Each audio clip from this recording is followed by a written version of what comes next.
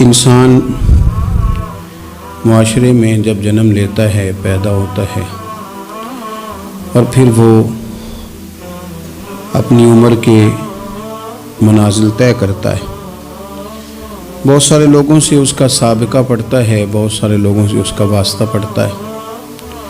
بچپن سے لے کر تا وقت انتقال وہ جتنے لوگوں سے ملتا ہے، جتنے لوگوں کے ساتھ وقت گزارتا ہے، ان تمام کی شخصیات اس پر کچھ نہ کچھ اثر چھوڑتی۔ جو بالکل غیر جاندار چیزیں ہیں نا، آپ سمندر کے کنارے بیٹھ جائیں تو آپ کے جسم کو خنکی محسوس ہوگی، ٹھنڈک پہنچے گی، اور آپ آگ کے پاس بیٹھ جائیں گے تو وجود حرارت محسوس کرے گا۔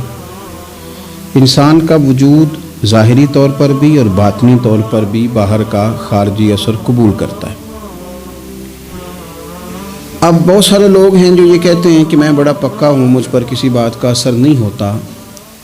یہ بات بہت زیادہ درست نہیں ہے۔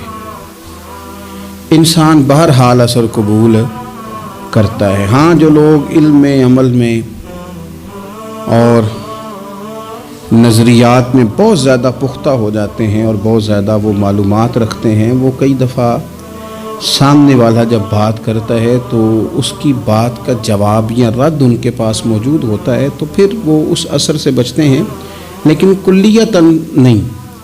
بہرحال کچھ نہ کچھ اثرات عام لوگوں پر، میں کہہ چکا ہوں کہ جو اسپیشلسٹ لوگ ہیں کسی بھی معاملے میں وہ تو بچ جاتے ہیں، لیکن عام لوگ بہرحال اثر قبول کر لیتے ہیں۔ اللہ تبارک و تعالیٰ نے نا اپنے بندوں کی اس کمزوری پر بھی اپنے بندوں کو یہ رہنمائی کی ہے کہ چونکہ تم نے اثر قبول کرنا ہے، لہذا اس طرح کرنا کہ سالے نیک لوگوں کی صحبت میں بیٹھنا، اور جو برے لوگ ہوں ان سے خود بخود پرہیز کرنا، ان کے پاس ہی نہ جانا۔ ضروری نہیں ہے کہ بچے کو آگ جلا ہی دے، لیکن بچہ چونکہ اس کا اثر لے لے گا، وہ اسے پتہ نہیں کہ وہ آگ ہے، لہذا اس کی ماں اسے نصیحت کرتی ہے کہ بیٹا تو آگ کے پاس جا ہی نہ، ایسا نہ ہو کہ تو چلا جائے اور تیرے لیے بہت زیادہ نقصان کا باعث یہ چنگاریاں بن جائیں۔ اللہ تبارک و تعالیٰ نے نا ہمیں صالحین کی صحبت اختیار کرنے کا کہا اور برے لوگوں سے بچنے کا کہا، اور اگر قرآن مجید کی زبان میں سادہ ترجمہ کیا جائے تو ایک قوم کے پاس بیٹھنے کو کہا اور 2 مرتبہ پرہیز کا کہا۔ صراط الذین انعمت علیہم، ان لوگوں کے رستوں پہ چلو جو انعام یافتہ ہے، وہ ایک گروہ بتایا، اور غیر المغضوب علیہم ولا الضالین، ان سے بچو جن پر غضب ہوا اور وہ جو رستے سے بھٹک گئے، گمراہ ہو گئے۔ پرہیز کی باری آئی تو 2 لوگ بتائے، بھٹکے ہوئے سے بھی بچنا اور جو فضل والے نہ ہوں، غضب والے ہوں، ان سے بھی بچنا۔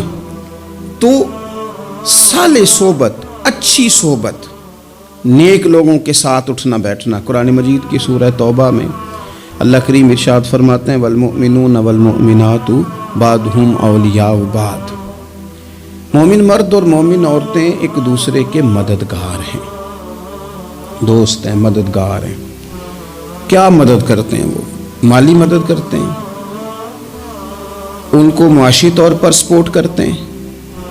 نہیں، ارشاد فرمایا یأمرون بالمعروف وینہون عن المنکر، وہ نا بھلائی کا حکم دیتے ہیں اور برائی سے منع کرتے ہیں، یہ والی مدد کرتے ہیں ایک دوسرے کی، یہ مومنوں کا کمال ہے۔ اور پھر وَيُقِيمُونَ الصَّلَاةَ وَيُؤْتُونَ الزَّكَاةَ، وہ نماز صحیح ادا کرتے ہیں اور زکوٰۃ بھی ٹھیک ادا کرتے ہیں۔ وَيُطِيعُونَ اللَّهَ وَرَسُولَهُ، اللہ کی بھی اطاعت کرتے ہیں اور اللہ کے رسول کی بھی اطاعت کرتے ہیں۔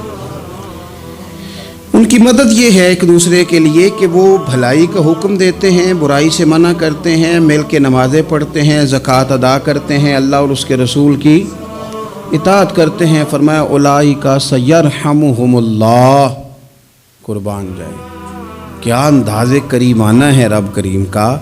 فرمایا یہ وہ لوگ ہیں جن پر اللہ ضرور رحم فرمائے گا، جن پر اللہ اپنے فضل سے ضرور رحم کرے گا، اللہ ضرور رحمت کرے گا ان لوگوں پر، اس لیے کہ یہ ایک دوسرے کے مددگار ہیں۔ ان اللہ عزیز حکیم، اور بے شک اللہ غالب حکمت والا ہے۔ ایک دوسرے کی مدد خیر کے کاموں میں کرنی چاہیے۔ نبی کریم صلی اللہ تعالی علیہ وسلم نے فرمایا کہ اپنے بھائی کے مددگار بن جاؤ، چاہے وہ ظالم ہو یا مظلوم ہو۔ فوری طور پر انسانی ذہن میں سوال اٹھتا ہے کہ یا رسول اللہ صلی اللہ تعالی علیہ وسلم، یہ مظلوم کی مدد تو سمجھ میں آتی ہے، ظالم کی مدد کیسے کریں؟ تو اللہ کے حبیب علیہ الصلوۃ والسلام دیکھیں کتنا نفسیات کے قریب، کتنا آسان کر کے، کتنا انسانی سطح جس کو بڑی جلدی قبول کرے، اس طرح حضور نصیحت فرماتے، یا رسول اللہ صلی اللہ تعالی علیہ وسلم یہ بھلا ظالم کی مدد کیسے کریں؟ تو حضور نے فرمایا اسے ظلم کرنے سے روک دو، یہی تمہاری اس کے لیے مدد ہے۔ تم اسے سمجھاؤ کہ یہ بات غلط ہے، تم اسے کہو کہ تم زیادتی پر ہو، تم اسے کہو کہ تم غلط بات پہ اڑ گئے، تم اسے سمجھاؤ کہ جس رستے کے تم مسافر بنے ہو یہ رستہ ٹھیک نہیں ہے، یہ تمہاری مدد ہوگی اس کے لیے۔ تم اپنے دوست کو، بھائی کو، عزیز کو، رشتہ دار کو قائل کرو کہ وہ غلط کام نہ کرے، یہ تمہاری مدد ہے اس کے لیے۔ تم مددگار بن گئے اپنے اس بھائی کے۔ اچھے لوگوں کی صحبت، اچھے لوگوں کے پاس اٹھنا بیٹھنا۔ آج کل اس کا ترجمہ اور بھی کیا جا سکتا ہے کہ اچھے لوگوں کو سننا، اچھے لوگوں کی بات پر توجہ دینا۔ ہمارا نا ایک مزاج ہے ذائقہ بدلنے کا، یعنی یہ طبیعت بڑی انوکھی ہے لوگوں کی، کہتے ہیں یہ تو بات روز سنتے ہیں، کوئی انوکھی بات نہ سنیں، اس چہرے کو تو روز دیکھتے ہیں، کوئی انوکھا چہرہ نہ دیکھیں۔ لیکن درویش کیا کہتے ہیں؟ کہتے ہیں پاہمیں سونے ملن ہزارہ، آسان نہیں یار بٹونا۔ او بھائی یہ مطلب سنو تو صحیح جی فلانا کیا کہہ رہا ہے۔ او بھائی خدا کے بندے پہلے تو اپنوں کی تو سن لے، وہ تو سمجھ لے، اس پر تو تھوڑا سا تو غور کر لے۔ ہم اس طرح الجھ جاتے ہیں اور قصداً الجھاؤ پیدا کرتے ہیں، ادھر بھی تھوڑا گئے، ادھر بھی تھوڑا گئے، اتنی بھی تھوڑی سنی، ٹھیک ہے، یہاں تو آپ پھر اتنا وقت رکھتے ہوں کہ سب کی بات سنیں، اور اتنی صلاحیت رکھتے ہوں کہ اس کو پرکھ بھی سکیں، اور آپ اپنی ذہنی سطح پہ لا کے پھر صحیح کو صحیح کہنے کی طاقت رکھتے ہوں، غلط کو غلط کہنے کی اور جاننے کی صلاحیت رکھتے ہوں، تو آپ یہ کام کریں۔ لیکن اگر ایسا نہیں ہے تو پھر تو آپ اثر قبول کریں گے، پھر تو معاملات اور طرح کے ہو جائیں گے۔ اس لیے کوشش کریں کہ صالحین کی سنگت، نبی پاک صلی اللہ تعالی علیہ وسلم نے فرمایا، میرا خیال ہے اس عنوان پر اس سے زیادہ قیمتی بات نہیں ہو سکتی۔ اللہ کے حبیب علیہ الصلوۃ والسلام نے فرمایا کہ انسان اپنے دوستوں کے دین پہ ہوتا ہے۔ اوئے ہوئے، اتنی بڑی بات فرمایا، انسان اپنے دوستوں کے مذہب پر ہوتا ہے۔ اس لیے سوچ کے بنایا کرو کہ یار کسے بنا رہے ہو، غور کر لو، اس کو دوستی کو، یارانے کو، اٹھنے بیٹھنے کو معمولی سا کام نہ سمجھنا، آنے جانے کو، سفر کرنے کو معمولی سا کام نہ جاننا۔ بندہ اپنے دوستوں کے مذہب پہ ہوتا ہے، اس کے منہ میں زبان اپنی ہوتی ہے۔ اکثر لوگ ایسے ہوتے ہیں ان کے منہوں میں زبان اپنی ہوتی ہے، لفظ اپنے نہیں ہوتے، وہ جملے کسی اور کے بول رہے ہوتے ہیں۔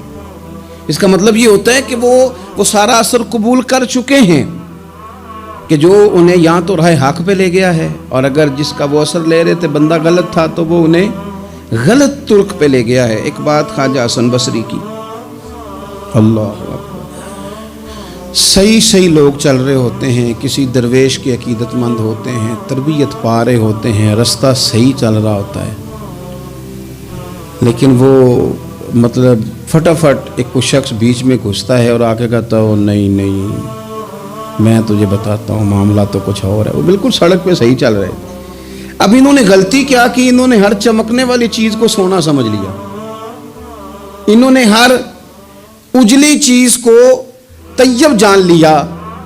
حضرت خواجہ حسن بصری فرماتے ہیں بروں کی صحبت میں نہ بیٹھنا، بروں کی صحبت تجھے اچھوں سے بدگمان کر دے گی، وہ تیرے ذہن میں اچھوں کے بارے میں۔ حضرت پیر چنن شاہ صاحب رحمۃ اللہ تعالی علیہ آل و مہار شریف والے حضرت پیر چندن شاہ صاحب رحمۃ اللہ علیہ کے پاس نا ایک نوجوان آیا تو پیار ہو گیا، وہ بیٹھنے لگا، طریقت سیکھنے لگا۔ وہ لوگ بھی بڑے خالص تھے، انہیں مریدوں کی صورت میں طاقت نہیں چاہیے ہوتی تھی، بلکہ انہیں مریدوں کی صورت میں وہ لوگ چاہیے ہوتے تھے جو ان کا پیغام آگے پہنچائیں، جو ان سے وہ سیکھیں، جو وہ سکھا کے انہیں دیندار بنانا چاہتے ہیں۔ تو بچہ بیٹھ گیا، حضرت بھی بڑا ہی پیار کرنے لگے، اسے دین سمجھانے لگے۔ تو اس کے والد صاحب پیچھے سے آئے اور آگے کہنے لگے پتر چل گھر چلیے۔ کہنے لگے جی ابا جی اور میں تے نہیں جانا، میں تے اتھی رہنا ہے۔ کہنے لگا پتر چل میں بڑے پیر ویکھے نے۔ تو بیٹا بیٹھتا تھا نا صحبت میں تو کچھ میٹھی باتیں اور خوبصورت جملے اسے بھی سمجھ میں آ گئے تھے۔ کہنے لگا ابا جی تساں تے بڑے ویکھے نے، تانوں نہیں نہ کسے ویکھیا۔ یہ تیری نظر کا کمال ہے کہ میری زندگی کا سوال ہے، تجھے نہیں نہ کسی نے دیکھا، مجھے تو دیکھ لیا، میری مجبوری ہے کہ میں کسی کی نظر میں آ گیا۔ اور نظر کی جولانیاں نہ پوچھو، نظر تو وہ ظالم نظر ہے، اٹھے تو بجلی پناہ مانگے اور گرے تو خانہ خراب کر دے۔ اس لیے میں تو نظر میں آ گیا ہوں، مجھے بتائیں میں کدھر جاؤں، میرا معاملہ اور طرح کا ہو گیا۔ تو عزیز دوست آپ یہ دیکھیں کہ آپ کسی صالح بندے کی صحبت میں جا رہے ہیں اور یکدم ایک شخص آیا ہے، اس نے آ کے سارا معاملہ روک دیا۔ بروں کی صحبت اچھوں سے بدگمانی پیدا کرتی۔ آپ کے دوستوں کا ٹھیک ہونا بڑا ضروری ہے، حلقہ احباب کا درست ہونا بڑا ضروری۔ آپ نے تھوڑا سا بھی جس کے ساتھ سفر کرنا ہے نا، اس بندے کا بھی ٹھیک ہونا بڑا ضروری ہے، ورنہ انسانی ذہن میں بعض لوگ ایسے سوالات چھوڑ دیتے ہیں کہ وہ سوالات نہیں ہوتے، وہ وسوسے ہوتے ہیں۔ وہ تو ایک جملہ کہہ کے گزر گیا اور انسان ہے کہ وہ لڑتا رہا، جدوجہد کرتا رہا۔ مجھے بڑی اچھی طرح بات یاد ہے، میں اپنے احباب میں سے سمجھ لیں یا بہن بھائیوں میں سے نہ کسی کے ساتھ کو تھوڑا بہت خیر کا کام کرتا تھا اپنی توفیق کے مطابق۔ تو ایک دن میں دوبارہ سے اسی سلسلے میں اپنی خدمت کے لیے حاضر ہوا تھا، تو میں واپس لوٹا تو ایک صاحب مجھ سے کہنے لگے کنا کچھ تو سائیں پار چاہنا ہے، دیکھ رہے ہیں سالوں گزر گئے۔ میں آپ کو اپنی بات بتاتا ہوں، تو واقعی میرا ذہن الجھنے لگ گیا۔ واپس آنے تک میں نے کہا یار یہ کب تک، یعنی کہ تو ہر روز کوئی نہ کوئی بات سنا دیتے ہیں کہ فلانی بھی مجبوری ہے، فلانی بھی، کب تک یہ کرنا ہے؟ میرا ذہن خاصا الجھ گیا اور میں بڑی عجیب سی کیفیت میں چلا گیا۔ میں اسی پریشانی کے عالم میں تھا کہ میں نے طبقات امام شورانی کھولا، ویسے ہی بائی دوے تو سامنے ایک بزرگ کا قول آ گیا۔ وہ کہنے لگے یاد رکھنا بندے بندوں کے محتاج نہیں، بندے رب کے محتاج ہیں، اور اگر کوئی بندہ کسی کا بھلا کرتا ہے نا تو بس اللہ نے اس کی ڈیوٹی لگائی ہے، باقی دے اللہ ہی راہ ہے۔ بندے بندوں کے محتاج، اگر کوئی بندہ کسی کو کچھ دیتا بھی ہے تو وہ اللہ کی دی ہوئی ڈیوٹی سر انجام دیتا ہے۔ بندے او ہو میرا تو رو رو کے برا حال ہو گیا۔ اور میں نے کہا تو کیا سوچنے لگ گیا تھا، تو کچھ ہے؟ میں مسکین پرانا خادم، کسے در ملی نہ ٹوئی، تے واصف یار نے نظر جو کیتی تے واصف ہی ہوئی۔ وہ پتہ سارا ہے نا سردار نو کیتیاں دا، اے دا پردہ چپایا ہی چلو بھلا ہو سی۔ الجھے نہیں، لوگ الجھا دیں گے آپ کو، چھوٹی سی بات کریں گے آپ الجھ جائیں گے، آپ کہیں گے ہو میری وجہ سے چل رہا، تیری وجہ سے کچھ بھی نہیں چل رہا، کچھ بھی نہیں تیری وجہ سے چل رہا۔ بڑے بڑے تھے جو قبروں میں لیٹ گئے، ہوئے نامور بے نشاں کیسے کیسے، اور زمین کھا گئی نوجوان کیسے کیسے۔ کہاں میرے بھائی کسی کی وجہ سے نہیں، یہ نظام میرے رب کا ہے اور میرے مالک کی قدرت سے چل رہا ہے، یہ نبی کریم علیہ السلام کی نگاہ کرم سے چل رہا ہے۔ اس لیے الجھے نہیں، آپ کو لوگ الجھائیں گے، کہیں گے کب تک جی آپ تو فلانا تو بس ایسے ہوگا، نہ الجھے نہیں، کبھی نہیں الجھے۔ سنیں، ہمارے ارد گرد کے حلقہ احباب کا ٹھیک ہونا اتنا ضروری ہے کہ داتا گنج بخش علی اجویل رحمت اللہ علیہ فرماتے ہیں کہ مکہ معظمہ میں ایک شخص طواف کعبہ کر رہا تھا۔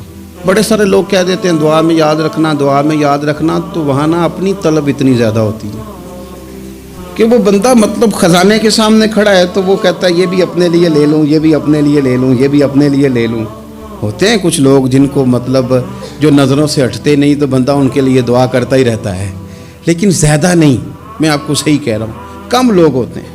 آج ہم جاتے ہیں بڑا مشکل سے سفر کر کے حرم شریف میں، لیکن بڑی آسانیاں، جہاز کا سفر ہے، بہت ساری آسانیاں. تو ایک بندہ 6 ماہ سال پیدل اس نے سفر کیا اور حرم شریف پہنچا، وہاں اس نے دعائیں مانگنی. اب اسے کوئی اور یاد آتا ہے؟ وہ تو بھائی خرچ ہو گیا، اس کا تو وجود تھکن سے چور ہو گیا. لیکن داتا صاحب رحمۃ اللہ علیہ فرماتے ہیں اس شخص کا حال یہ تھا کہ وہ حج کرنے گیا، جتنی بار بھی دیکھا نا کعبے کا طواف کر رہا ہے، غلاف پکڑا ہے، اور کیا پتہ کیا آ رہا ہے؟ یا اللہ میرے دوستوں کو ٹھیک کر دے، یا اللہ میرے دوستوں کی اصلاح کر دے، یا اللہ میرے دوستوں پہ فضل فرما دے، یا اللہ جو میرے ارد گرد رہنے والے ہیں انہیں اپنا قرب دے دے، ان کا رستہ آسان کر دے.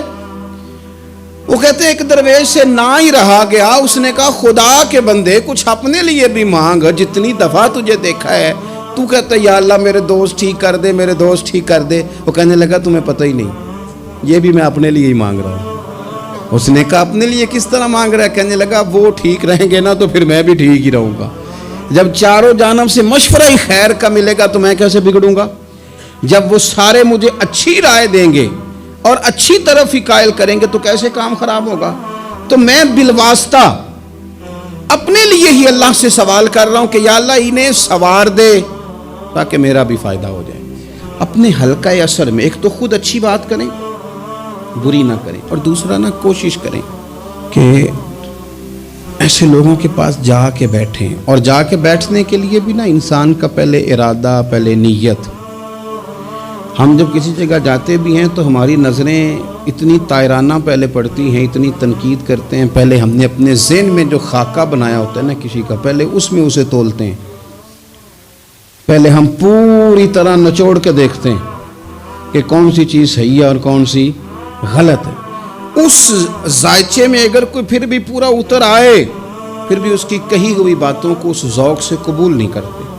جب آپ کا سیکھنے کا مزاج ہے تو پھر تو ہمیں کہا گیا کہ یہ علم، یہ معرفت، یہ تو مومن کی گم شدہ میراث ہے، مومن کی ہے، اس سے گم ہو گئی ہے. جہاں سے ملے وہاں سے حاصل کرو. خیر کی بات آپ ذہن بنائیں، اچھا گمان کریں کہ یار میں نے سیکھنا ہے، تو آپ طالب علم سے بھی سیکھ لیں گے، چھوٹے بچے سے بھی سیکھ لیں گے.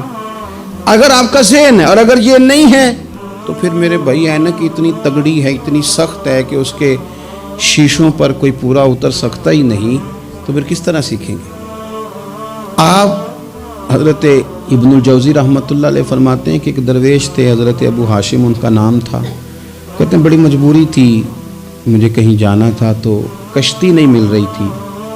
اچانک ایک کشتی گزرنے لگی تو میں بھی سوار ہونے لگا. تو ملاح نے مجھ سے کہا کہ یہ ایک صاحب بیٹھے ہیں، بڑے امیر ہیں، ساتھ ان کی کنیز ہے، انہوں نے مجھ سے بک کر لی ہے ساری کی ساری. کی عقیدہ سی سالم کرا لیا ٹانگا، وہ ساری کی ساری بک کر لی ہے، تو میں تو کسی کو نہیں بٹھا سکتا. تو وہ جو صاحب بیٹھے تھے بڑے سیٹھ آدمی تھے، کہنے لگے میاں آپ کسی اور کشتی میں. جو ان کی کنیز تھی نا وہ کہنے لگی چہرے سے کوئی نیک آدمی لگتا ہے، چلو اتنی سواریوں کی جگہ ہے، کسی کونے کھدرے میں بیٹھ جائے گا، ہمارا کیا جائے گا.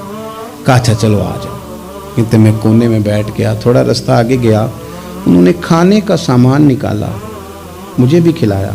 لیکن کھاتے کھاتے میری نظر پڑی تو اس میں تو شراب کے برتن بھی تھے معاذاللہ. پھر اس شخص نے کھانا کھانے کے بعد اس کنیز سے کہا کہ مجھے معاذاللہ گانا سناؤ. وہ گانے گانے لگی. یہ میری طرف متوجہ ہونے لگا، مجھے کہنے لگا سنو. میں نے کہا میں یہ نہیں سنتا. پھر میری طرف شراب بڑھائی، میں نے کہا میں نہیں پیتا. تو کہنے لگا تو کیا سنتا ہے، تو کیا سنتا ہے؟ تو کہنے لگے میں سناؤں کیا سنتا ہوں. کہا سنائیے. فرماتے میں نے قرآن پاک پڑھنا شروع کر دیا. کچھ لوگ، میں آپ کو یقین سے کہتا ہوں، کچھ لوگ ایسے ہیں جن کی زندگی دور گزر گئی ہے مسجد سے. انہیں کو بندہ چاہیے جو تھوڑا سا جا کے پیغام حق سنائے. یعنی ان کو پتہ ہی نہیں ہے کہ دین میٹھا کتنا ہے، حسین کتنا ہے، قرآن میں چاشنی کتنی، سرکار کی تعریف کا، نعت خوانی کا رنگ کتنا شاندار ہے. میرا یہ ماننا ہے کہ جسے رب رسول کے رنگوں کی خوشبو کا پتہ چل گیا نا، پھر دنیا کا کوئی اور رنگ اسے اپنی طرف مائل کر ہی نہیں سکتا، سوال ہی پیدا نہیں ہوتا. کچھ لوگوں نے سونگا نہیں ہے، آئے نہیں ہیں، قریب نہیں آئے. تو شیخ ابو ہاشم کہتے ہیں مجھے کہنے لگا سناؤ نا. امیر آدمی تھا، کبھی اس طرف گیا ہی نہیں تھا. ڈھیروں لوگ ہیں جو نہیں مسجد جاتے. الہاکم التکاثر حتی زرتم المقابر. اللہ فرماتے ہیں کہ تمہیں دولت کی ہرس نے اتنا عجیب الجھا دیا کہ قبروں تک پہنچ گئے تم. بہت سارے لوگ ہیں قبر میں چلے جاتے ہیں مسجد میں نہیں آتے. تو کہتے ہیں میں نے اسے چند آیتیں سنائیں, اس کی تو کیفیت ہی بدل گئی. کہنے لگا مولانا زندگی بڑی گناہوں میں گزری ہے, اب توبہ کر لوں تو مالک معاف کر دے گا. کارنامے خطرناک ہیں, پیچھے رجسٹر کالا سیاہ, معافی ہو جائے گی. دولت بڑی تھی تو پھر ہم نے بھی شراب کباب شباب میں اڑا دی ساری, معاف کر دے گا. تو کہتے ہیں میں نے کہا ہو بندے کے آنے کی دیر ہے, اس کی رحمت تو فوراً ہی قبول کر لیتی ہے. ویسے بھی عدل کریں تے تھر تھر کمبن, اونچیاں شانہ والے تجھے فضل کریں تے پھر تے بخشے جامن میرے جے منہ کالے. کہتے اس نے اس کنیز کو آزاد کیا, دولت اللہ کی راہ میں خیرات کی, 40 سال میرے ساتھ رہا. پھر میں نے اس کی زبان سے سوائے خیر کے جملہ نہیں سنا. ایک کی بات کرتا تھا, کہتا تھا شیخ کاش آپ مجھے تھوڑا پہلے مل جاتے, زندگی سے یہ گلہ ہے کہ تو ذرا دیر سے ملا ہے. پہلے مل جاتے نا تو شاید میری زندگی یہ کچھ اور دن بن جاتے, تھوڑی دیر اللہ والے کی صحبت. آپ فرماتے ہیں پھر وہ 40 سال کے بعد میرے سامنے انتقال ہوا, میں نے ہی دفن کیا, میں نے ہی قبر میں اتارا, جنازے کا اہتمام بھی میں نے ہی کیا. میرا یار تھا, دل لگ گیا تھا, پیار ہو گیا تھا, میں پریشان رہتا. ایک دن خواب میں مل کے مجھے کہنے لگا فکر نہ کر, میں نے اپنے رب کو بڑا ہی مہربان پایا ہے, میں نے اسے بڑا کریم پایا ہے, معاف کرنے والا پایا ہے, درگزر کرنے والا پایا ہے. اس نے فضل فرما دیا, میرے گناہوں پر اس کے عفو و درگزر کا قلم چل گیا ہے, اور میرے حق میں جو فیصلہ آیا ہے وہ رحمت والا ہی آیا ہے, فضل والا ہی فیصلہ آیا ہے. عزیز دوستو, تھوڑی دیر کسی نیک آدمی کی صحبت, ایک تو یہ ہے کہ وہ صحبت تقوی کی طرف مائل کرے گی, تو برے آدمی کی صحبت نا آپ کی طبیعت میں ہجان پیدا کرے گی. ہجان وہ لوگ ہی ہوتے ہیں جو مل کے کہتے ہیں چھوڑ ساری دنیا داری ہے, پیسے ہوں تو سارے ٹھیک ہیں. یہ لوگ ہی ہیں جو یہ سبق بھی پڑھاتے ہیں. وہ لوگ ہی ہیں وہ کہتے ہیں چھوڑ یار, کون سے درویش, کون سے مولوی, کون سے دیندار, سب اسی طرح کے ہی ہیں.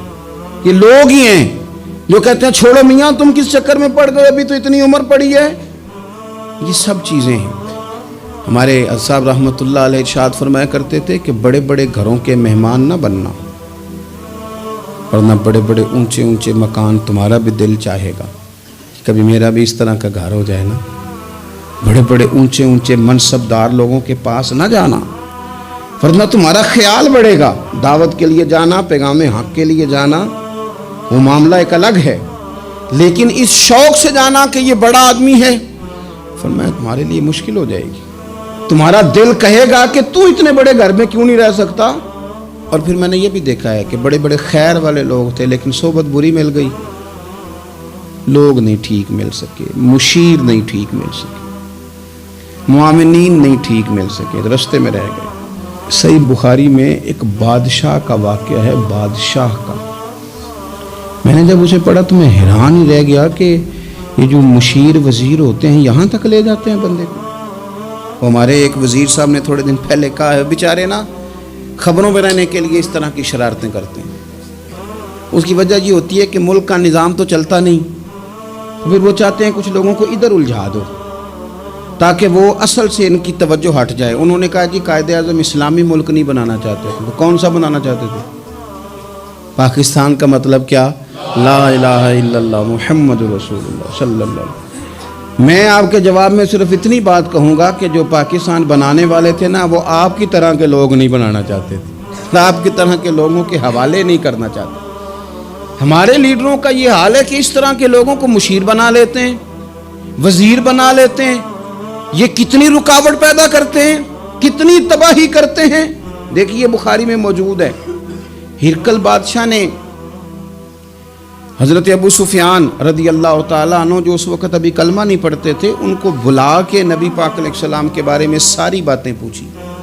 ایک ایک بات اس نے حضور کے بارے میں پوچھی, اور آخر میں یہ بھی پوچھا کہ کیا انہوں نے معاذ اللہ کبھی جھوٹ بولا ہے. تو ابو سفیان کہنے لگے نہیں, قربان جاؤں میری مخالفت اپنی جگہ پہ, لیکن وہ میرے سامنے پیدا ہوئے ہیں 40 سال کی عمر میں اعلان نبوت کیا ہے، ان کی گود میں بیٹیاں کھیلتے میں نے دیکھی ہیں، ان کے مقدس بال میرے سامنے سفید ہوئے ہیں۔ محبوب نے جب بھی بولا حق اور سچی بولا ہے۔ اس کی نہ طبیعت میں دین اتر گیا بادشاہ کی۔ اس نے اس کے جواب میں بڑا خوبصورت جملہ کہا، کہنے لگا جس نے بندوں سے کبھی جھوٹ نہیں بولا وہ یہ جھوٹ کیوں بولیں گے کہ میں اللہ کا رسول بن کے آیا۔ اس کی طبیعت تسلیم کر گئی کہ نبی پاک علیہ الصلوۃ والسلام سچے اور آخری نبی ہیں، اور اس نے اظہار بھی کیا، کہنے لگا مجھے یہ تو امید تھی کہ اللہ کے آخری محبوب علیہ السلام اپنی شانوں، عظمتوں، رفعتوں، بلندیوں سمیت تشریف لانے والے ہیں، پر یہ نہیں پتا تھا کہ وہ اہل عرب میں سے آئیں گے۔ اس نے کہا میں جلدی سے حاضر ہو کے نا حضور کی اطاعت قبول کرتا ہوں۔ لیکن بادشاہ تھا نا، بڑا آدمی جو ہوتا ہے نا وہ اپنے ماحول کو ذرا تھوڑا ساتھ لے کے چلنا چاہتا ہے، تو بادشاہ نے بھی نا اپنے جتنے اس کے وزیر مشیر تھے ان کو بلایا اور اپنے محل میں دعوت دی۔ ذرا انداز دیکھیے گا، اور خود بالا خانے کے اوپر چڑھ گیا، دروازے بند کر لیے، اور اوپر چڑھ کے نا انہیں بالا خانے سے جھانک کے کہنے لگا تمہیں بھی پتہ چل گیا، مجھے بھی پتہ چل گیا اللہ کے آخری رسول تشریف لے آئے صلی اللہ تعالی علیہ وسلم۔ اب میرا خیال ہے کہ ہماری اور تمہاری بہتری اور بقا اسی میں ہے کہ ہم بیٹھے نہ رہیں، جلدی سے جا کے محبوب پاک کے دامن کو تھام لیں، حضور کی فرما برداری قبول کر لیں۔ اب جب بادشاہ نے یہ بات کی تو وہ جو وزیر تھے، مشیر تھے، ان کی حالت اتنی خطرناک ہو گئی کہ وہ تو دروازوں کی طرف دوڑے کہ کھولیں گے اور نوچ لیں گے بادشاہ کو، یہ کیا کہہ رہا ہے معاذ اللہ۔ اس قدر زیادہ ان لوگوں نے اظہار کیا استغفر اللہ معاذ اللہ دین سے دوری کا۔ جب بادشاہ نے یہ کیفیت دیکھی نا، اوہو، بندے دیکھ کے رب رسول سے دور رہ گیا، کہنے لگا نہیں نہیں بھائی، نہیں نہیں، میں تو صرف تمہیں آزما ہی رہا تھا کہ تم اپنے دین کے ساتھ کتنے پختہ ہو۔ ہم نہیں کہیں بھی جا رہے، ہم یہیں رہیں گے، یہی ہمارا دین رہے گا۔ ان وزیروں نے، مشیروں نے، دوستوں نے، قریبی لوگوں نے رسول اللہ کی غلامی میں نہیں آنے دیا۔ اتنا برا اثر کرتے ہیں یہ مشیر وزیر، اتنا خوفناک حال کر دیتے ہیں انسان کا قریب رہنے والے لوگ کہ سامنے کرم کا دریا بہہ رہا تھا، لیکن اس کی بدقسمتی دیکھو، وہ دور اس لیے رہ گیا کہ اس کے دوست ٹھیک نہیں تھے، مشورہ دینے والے ٹھیک نہیں تھے، قریب رہنے والے ٹھیک نہیں، یہ دور رہ گیا۔ اور نجاشی کلمہ پڑھ کے محبوب کا مسلمان ہو گیا۔ اور حضرت عائشہ صدیقہ فرمایا کرتی تھی نجاشی وہ خوش قسمت مسلمان ہے کہ جب وہ دنیا سے گیا تو اس کی قبر سے بھی نور نکلا کرتا تھا۔ اس نے نہیں بادشاہ دیکھی، غلامی کی رسول کریم، اور اس نے اپنے مشیروں پر لوگ تو یہاں تک بری صحبت اثر کرے گی کہ وہ دین سے دور لے جائے گی۔ اور ایک تو ہے دین کے قریب آنا، یہ جو بات آخر میں کرنے لگا ہوں نا، یہ زیادہ توجہ طلب ہے۔ جو لوگ کہتے ہیں نا میرا دل نہیں بدلتا، جو لوگ کہتے ہیں میری کیفیت نہیں بدلتی، ذوق نہیں آتا، تو یہ حدیث بتاتی ہے کہ ذوق بھی کوئی خاص صحبت میسر آئے تو پھر ہی قائم رہتا ہے۔ وہ جو محبوب علیہ السلام نے فرمایا نا کہ اللہ کا بندہ وہ ہے جسے دیکھو تو رب یاد آ جائے۔ خاص لوگ ہوتے ہیں جن کی صحبت میں بیٹھنے سے انسان کا دل اللہ سے جڑتا ہے، رسول اللہ صلی اللہ علیہ وسلم سے جڑتا ہے، دین پر عمل کرنے کو طبیعت چاہتی۔ ایسے لوگوں کی صحبت کتنی مفید ہے وہ ہمیں اس حدیث سے عکس کرنا ہے۔ حضرت حنظلہ رضی اللہ تعالیٰ عنہ اور مرکز وفا اور اس امت کے ادب اور عشق میں استاد حضرت ابو بکر صدیق رضی اللہ تعالیٰ عنہ، یہ دونوں حضور کی بارگاہ میں گئے، انداز کا اختیار کیا، کہنے لگے یا رسول اللہ صلی اللہ علیہ وسلم ہمارے دل کی تو کیفیات دو قسم کی ہیں۔ حضور جب ہم آپ کے پاس ہوتے ہیں نا، جنت اور دوزخ کا ذکر سنتے ہیں، ہمیں یوں لگتا ہے جنت اور دوزخ ہماری آنکھوں کے سامنے، دل کے اندر فوراً جذبات ابھر آتے ہیں کہ اب ہر خیر کا کام کرنا ہے، اب جنت ہی کی طرف مائل ہونا ہے۔ ہماری قلبی کیفیات، ہماری باطنی کیفیت بدل جاتی، نور علی نور ہو جاتا ہے سارا کچھ۔ لیکن حضور جب ہم آپ کی بارگاہ سے اٹھ کے گھر جاتے ہیں، بال بچوں کے پاس جاتے ہیں، تو پھر وہ حال نہیں رہتا۔ یا رسول اللہ صلی اللہ علیہ وسلم یہ کیا ہے؟ تو محبوب نے کیا فرمایا؟ آپ یقین کریں جو اہل طریقت اور تصوف ہے نا، یہاں ان کی روحیں مچل جاتی ہیں۔ حضور فرمانے لگے حالت ایک طرح کی نہیں رہتی، ہاں اگر تمہاری وہی حالت رہے جو تمہاری میرے پاس ہوتی ہے، اگر کیفیت باطنیہ وہی رہے جو میری بارگاہ میں ہوتی ہے، تو فرمایا تم بستروں میں موجود ہو اور فرشتے آ کے تم سے سلام کریں، تم ابھی رستوں میں ہو اور فرشتے تم سے ملاقات کریں، اگر تمہاری کیفیت وہ بن جائے جو یہاں ہوتی ہے، اگر تم اسی پر جم جاؤ، وہی حالت ہو جائے، تو پھر تو فرشتے گویا آئیں تمہاری زیارت کے لیے، تمہاری ملاقات کے لیے فرشتے آئیں۔ اگر کیفیات بدل جائیں کسی اللہ کے بندے کی بارگاہ میں بیٹھ کر، تو پھر اس کیفیت کو برقرار رکھنے کی کوشش کی جائے، اگرچہ حضور نے فرما دیا کہ کیفیات ایک جیسی نہیں رہتی، اور چلو میرے بھائی تھوڑی دیر کے لیے ہی صحیح، جتنی صحبت میسر آئے۔ شاید اسی لیے امام اعظم ابو حنیفہ رحمۃ اللہ علیہ کی عمر 60 سال سے زیادہ تھی، تو کسی نے پوچھا حضور کتنی عمر ہے؟ فرمایا عمر ہے 3 سال۔ حضرت آپ تو علم، عمل، روحانیت، معرفت کے شاہ سوار ہیں، تو ساری داڑھی سفید ہے اور آپ کہہ رہے ہیں 3 سال۔ فرمانے لگے عمر وہی 3 سال ہے جو امام جعفر صادق کی خدمت میں گزر گئی۔ وہ کیفیات جو ان کی بارگاہ میں رہتی تھیں، وہ انداز جو ان کی بارگاہ میں رہتا تھا، جو ان کے پاس ہوتا تھا، وہ پھر کہیں اور میسر۔ ہر مشکل دی کنجی یارو ہاتھ مرداں دے آئی، اور مرد نظر کرے جس ویلے، اوئے ہوئے مرد نظر کرے جس ویلے، مرد نظر کرے جس ویلے، پھر مشکل رہے نہ پائے۔ وہ جو کیفیات ہیں نا اس وقت کی، ان کو رب کا بندہ ملے اور انسان اس کی صحبت میں بیٹھ کے اپنے رب کو یاد کرے، رسول کریم کی محبت میں مچلے، تو پھر وہ لمحے اتنے قیمتی ہیں کہ وہ زندگی سنوارنے کے لیے کافی ہو سکتے ہیں۔ اللہ کریم اچھی صحبت نصیب فرمائے۔ آخر دعوایا ان الحمدللہ رب العالمین۔